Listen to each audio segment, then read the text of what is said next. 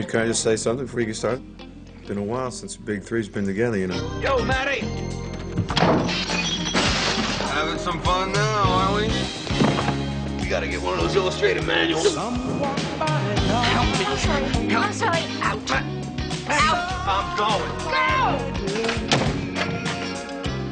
I'd know that slam anywhere. 'Cause we met on the way. Hello? Vance, where's the fire escape? I forgot I said that. Is this yours? No, it couldn't didn't be. get one. No. It's probably Glenn's. When we did the first episode of season 3, the last day of that episode was the day we found out that we were nominated for 16 Emmys for season 2. And that's when I think the pressure started to apply itself, because that's a lot to live up to. We went to the Emmys, and we had 16 nominations. It was such a hoot. You know, you look around, all these people, and there you are. You know, you're just basically a kid saying, wow, look at this. And every time they'd read the nomination, we would lose. And remember, I came in and I said, I was so pissed. And I said, we got to do something, we can't let this go by. And the Emmys were on a Sunday. And Monday I came in and I wrote that thing. You guys did a scene about David Addison's mother being in the hospital. That's right. You think she's gonna be able to pull through with some encouragement? Oh, that's great.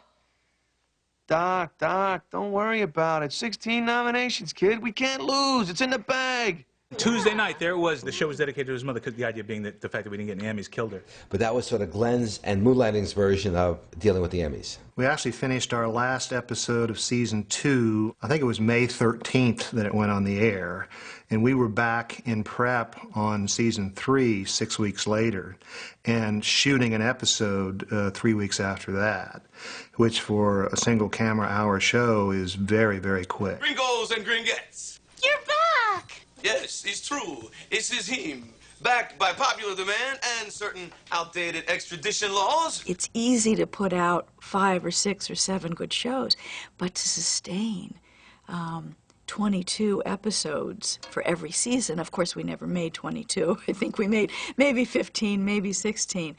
But still, to sustain that high standard, I think, was the most difficult. The network they'd get incredibly upset.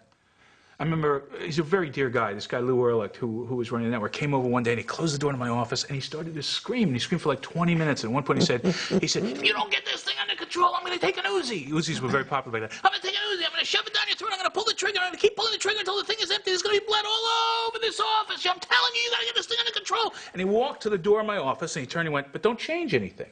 And then he left. And that was sort of the network attitude. Don't tell me you haven't considered the consequences of a day going by without a little angry banter between us. We're talking serious damage to our relationship, to office morale, to February sweeps. The preparation time between season 2 and season 3 was very, very short. So we ended up, after shooting 3 scripts, having to go on hiatus for a week to get caught up. And that was sort of a pattern throughout the season. But the truth of the matter is, and Jeff and I tell this quite often, when we got a couple of days ahead of the camera, the writers would go take a long lunch. Instead of using that and building on it, it was just like we almost fed off that adrenaline. We almost needed to kind of paint ourselves in a corner and then somehow get ourselves out. Typical image on Moonlighting was the entire crew standing around at 7 in the morning on a stage, drinking coffee, whatever, reading the paper, and nothing happening. And then outside the stage, you'd see a golf cart scream across the lot with some PA, like the most panicked look on his face, with stacks of Xerox pages. 2 sets of people. From the same bureau. With the same story. Looking for the same thing. Either somebody's lying or the writer's just Xerox the other scene. It wasn't about, here are the pages, let's figure out what the scene is. It was their job to capture the scene. It was their job to deliver the scene. So it was my job to give them a scene that was actable and that was believable and it was funny and true to the characters. And sometimes that came very, very, very, very late. I had a theory that Glenn Caron is somebody who went through college studying 24 hours before his exams. I don't think he ever cracked a book, but maybe not true. But I think that he did everything at the last minute, and because he's so bright. If you weren't prepared to go with that flow, then you weren't going to work there. And Glenn only wanted people around him that really got high on that kind of experience. Sybil, I think, suffered a lot more than Bruce in this regard. How did I suffer? Well, it's suffering the fact you'd say, Glenn, I can't work this way. And, you know, I said that. Oh, constantly. Oh, wait a Which was not an unreasonable... I just had to take a little nap before I had to learn the lines, 11 pages, that everybody was waiting for us to go on the I'm tow saying car. Not an unreasonable thing to say. Well, it's so good to see you all back safe and sound. Looking forward to that next 50 weeks, to giving it that 200%, to putting in that good, hard day's work. Because of the way you shot it, that is, you shot mostly Sybil's stuff first. Because she was a morning person. She was best in the morning, and she would shoot all her stuff, and Bruce was better in the afternoon. And he'd watch what she would do, and he'd have a reaction to everything she did. And that was kind of the way the chemistry worked. Maybe it was the wind? We were having a wonderful fun. It took me a few years to just forget all my bad memories. I mean, like, bad memories of just working so hard and wanting it to be so good. But now I see it, it makes me laugh a lot. Yeah, me too. So that means we agree. We agree. Yeah, it's weird, isn't it? I was thought there'd be fireworks and bells going off, but God, it's so natural, so easy. You want a cigarette now? When we did shut down, by the way, in that after the first 3 episodes, we took advantage of that and rehearsed. There was a huge dance sequence in an episode that we were going to do called The Big Man on Mulberry Street. And it was Bruce dancing, a lengthy dance number. And so we were trying to figure out how are we going to rehearse this. Well, the hiatus in many ways was a godsend because we used all that time to rehearse the dance number and get Bruce on his game there. I was like the lamest one in that because I had to learn how to dance. I was like, I used to have it on my resume, and I finally, my secret came out because on my resume it said actor who moves well. Didn't move well at all. I was with dancers, real dancers. I looked like I was just stumbling around. Big Man on Mulberry Street happened because Phil Ramone called me on the phone and said, Billy Joel wrote this song, and he was thinking about your show when he wrote it. Your show inspired it. Do you want to hear it? Oh, that's right. And kind of came over with this tape, and I'd been looking for an excuse to do a dance number for 2 years, so it was very serendipitous. Well, I was thrilled to be working with Stanley Donen, who was brought in specifically to do the choreography.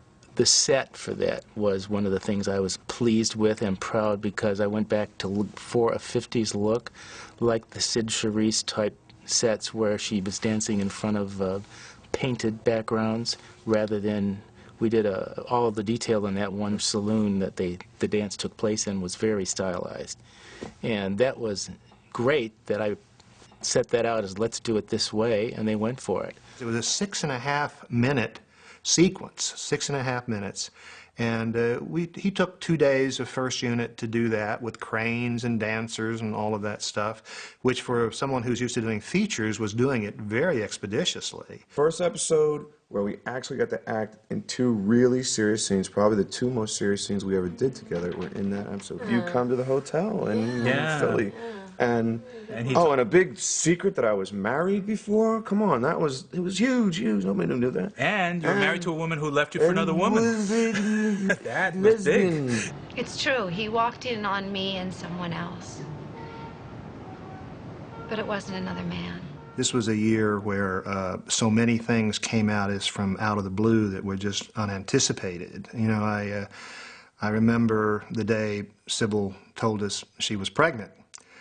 September 17th. And I remember driving to work one Monday morning and hearing on the radio that Bruce Willis, the star of Moonlighting, has had an accident, a skiing accident, and broken his collarbone. While citizens all across the world settled into easy chairs, hoping to see another new episode of Moonlighting, news broke of one star's pregnancy and the other's unfortunate luck on the icy slopes of Idaho. Here, for the first time, exclusive footage of that tragic accident. It became clear that it was tough to shoot an entire show. Indeed, it was very grueling for everyone involved if Bruce and Sybil had to be in every scene. So to sort of split up the production a little bit, of course, there was Elise, who could do scenes with Sybil. Want to get wrecked? Excuse me? You know, bombed, pickled, polluted. Oh, the boy detectives do it. But there was no real foil for Bruce.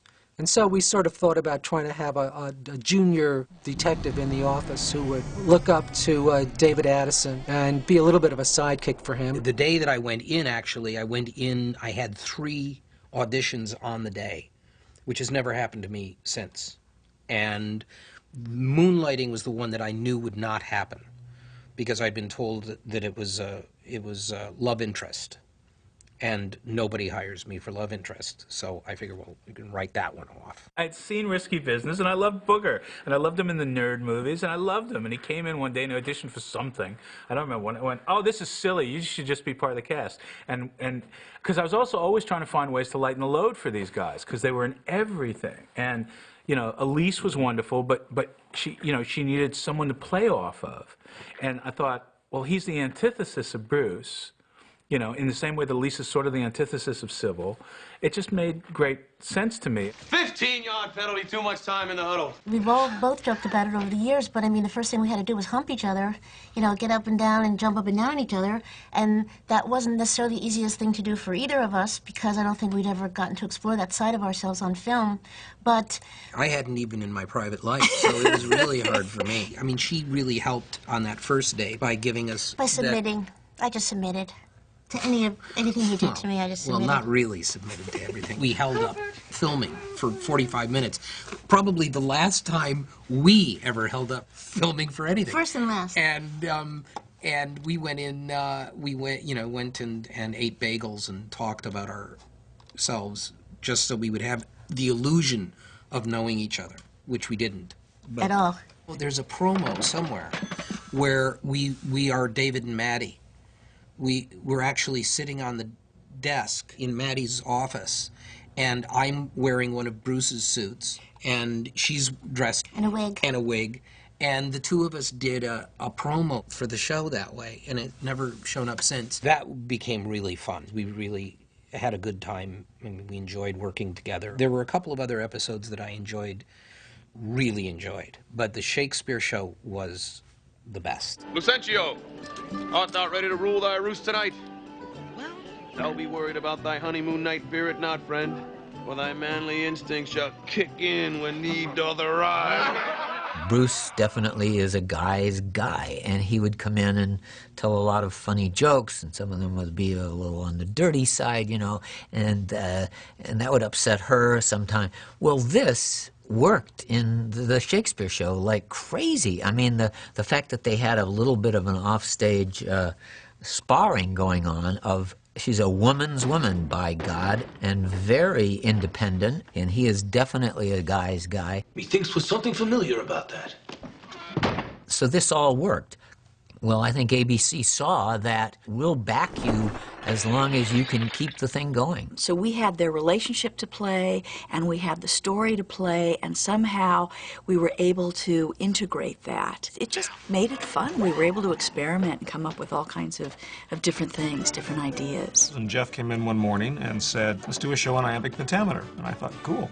And we pitched it to Glenn, and Glenn listened to it, and he basically said, well, why don't you do it in Elizabethan?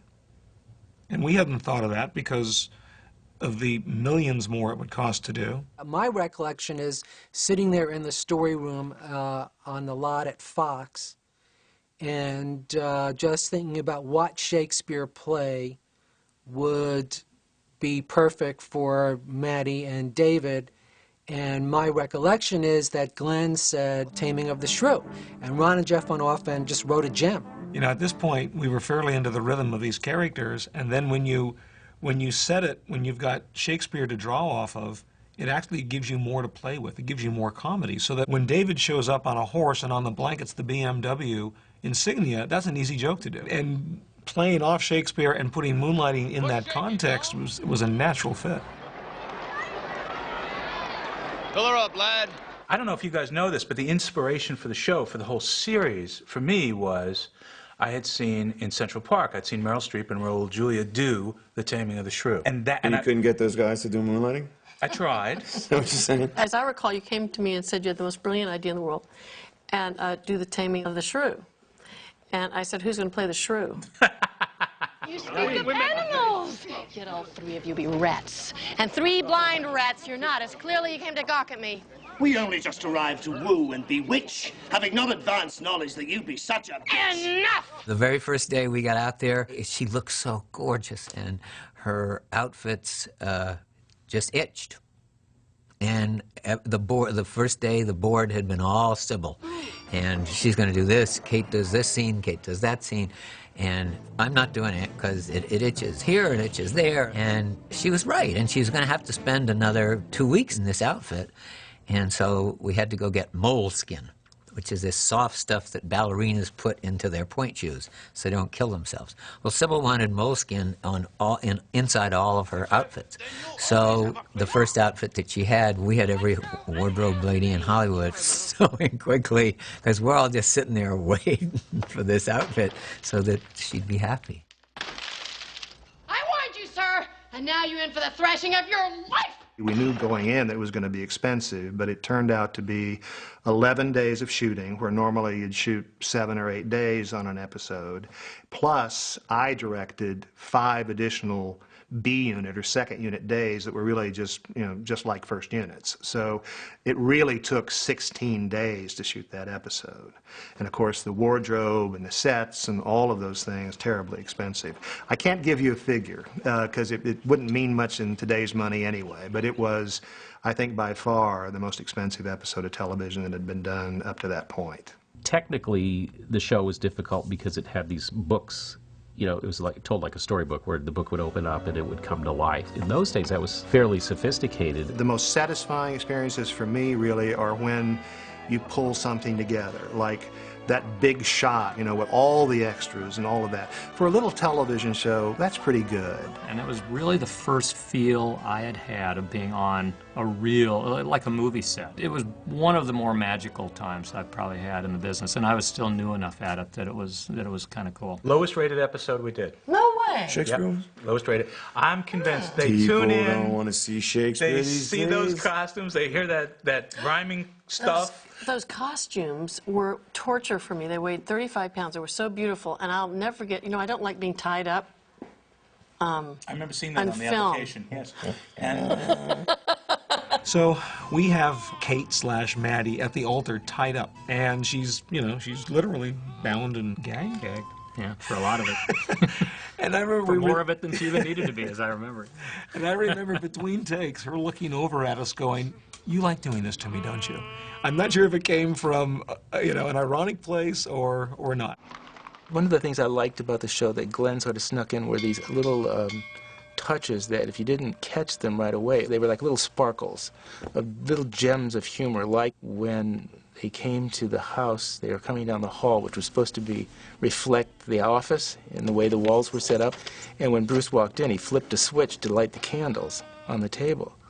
And so I watched that with people, and sometimes they don't catch it, and that was part of Glenn's real fine-tuning, little comic touches like that keeps it fresh as a viewable piece.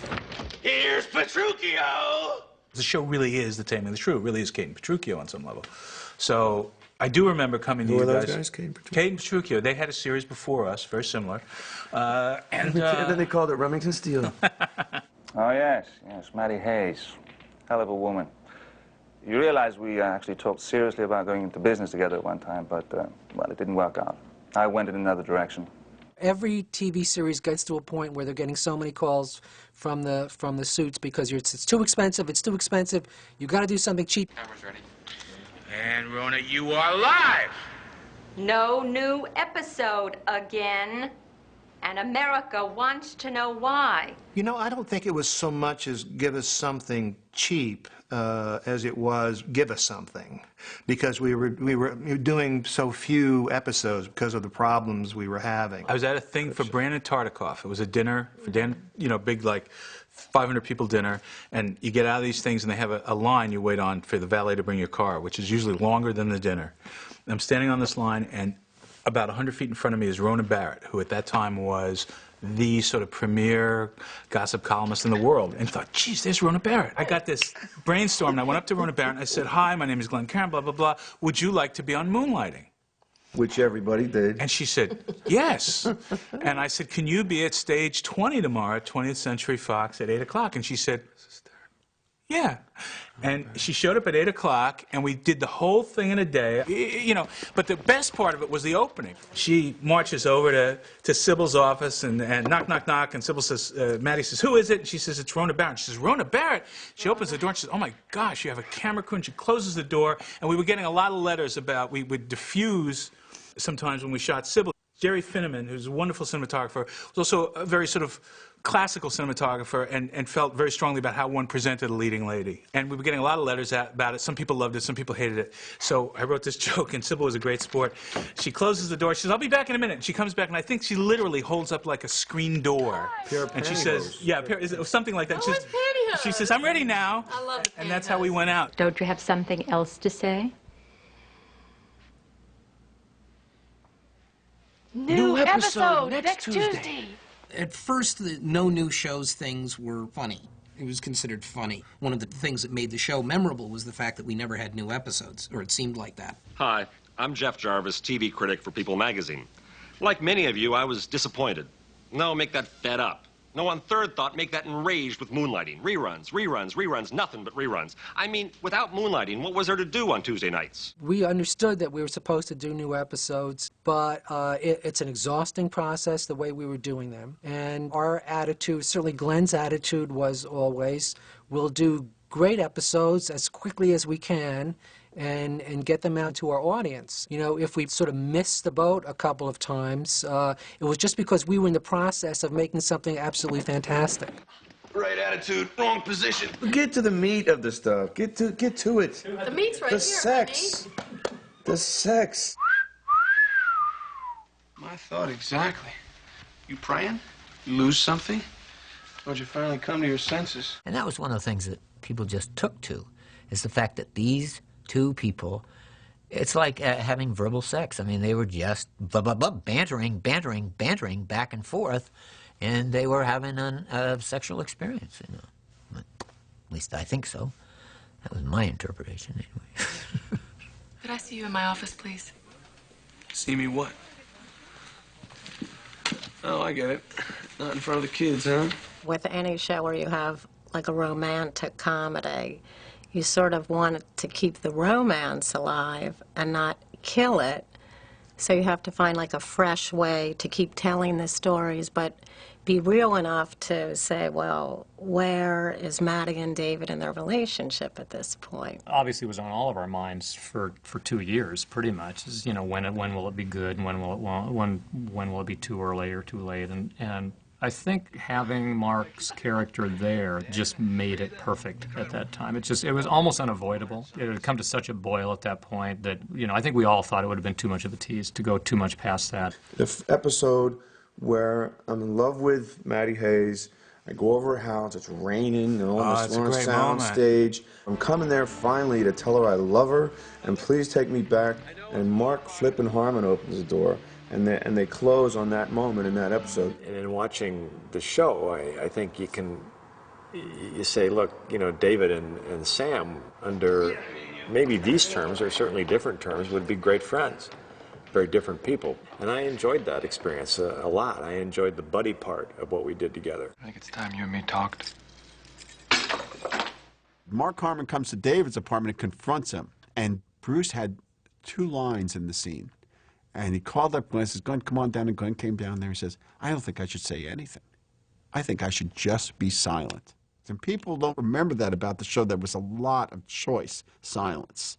And there was lots of strong choice beats where people would just be, because they were such good actors. And I remember that it made Mark look like he wasn't as strong as David, because David doesn't say a word to him. It's real simple, David. Why don't you do everybody a favor and just back off? The entire experience for me was kind of a broad sketch, because I don't think I ever had a full script in my head. And most days didn't have a full cast either. And there's a sequence, I believe, in a parking garage. Well, I never had all 3 of them there at the same time. It's all done with doubles, over-the-shoulder shots, and a couple of good 2 shots to tie them together. Bruce had a broken shoulder, and Sybil wasn't feeling well, and those are real reasons. But I had another commitment. I had to leave, and so that's great production. If you look really closely, you can tell that that we're all working with somebody else. But you look at it, and it looks like everybody was there. Mr. Matty, fight of the century. The barrage in the garage. TKO, SOS, SOB. That's me. Probably when you got into the Sam episodes, this show probably got a little more soapy. It probably got a little more about the machinations of this relationship and what was going to happen. You know, it may not have been quite as silly as we would get, or as, you know, going in all different directions the way the shows did before it, because it had this topic, it had this triangle that it really was dealing with. There was this anticipation built up that we all, I think, knew was coming and were dreading, because we knew that as soon as we got to that point that something was going to change. I don't believe that. I still, to this day, I don't believe it that. either. I have to say, I don't believe it. I don't agree with That it changed, or that we knew it was coming? Oh, no. It did change, and all of that's true, but I don't believe it had to change. No, but it was being predicted. It was already would have changed everything. The scene where they finally get together and do it, a lot of doubles in that sequence. And the scene, the close-up of them rolling around on the rug, on the carpet, was shot with the carpet against the wall and them standing against it, because he could not put pressure on his collarbone. So we were faced with all of those kinds of things in the course of trying to keep this chemistry alive between them. I've used that trick in every film I've directed where there's a bed scene. Yeah. Yeah. Standing up instead of lying down? Yeah. Just put the bed on its side. And people just look more attractive when gravity's working for them instead of against them. Later on, when they slept together, I mean, things went crazy when that happened. You know, people were going crazy over it. So, you know, those were the times when you realized that even though it was just television, you were doing something that people really got into, and it impacted them. That was the top-rated show we ever did. We were ranked number 3 that week, 44 share. In this day and age, that's like Super Bowl numbers. It's hard to keep track of what's really happening when you're doing it. That was my experience with the incredible reviews and everything that happened. I wish I could have just relaxed a little more and enjoyed it more, because I really am enjoying it now, watching it. There was never any time, it was going by so fast, there was never any time to ever stop and say, hey, this is really cool. And I remember a couple people saying that to me and saying, try and pay attention. At one point, I said to Bruce, if our kids are looking at this stuff when they're in college and it still makes them laugh, that's really all I really care about. That's the mark I want to hit. Anyway, there you have it. Hold on. Is that it? No, I gotta say one thing. So I don't know when I'll have this chance again, and since we're all sitting here, I just want to say this. Because Sybil Shepherd got pregnant, I got to do the first Die Hard, and we all know how that turned out. And honey, thanks for having sex. Well, those twins are 17 years old. They're 18 years old, and this is my 35th year it was a while back. in show business. It was a while back, 35 years. And it was. But that's how it happened. I I mean, the serendipity of all these things. Want to have the blanket? We'll figure that out when we get to your place. Yeah. Thanks.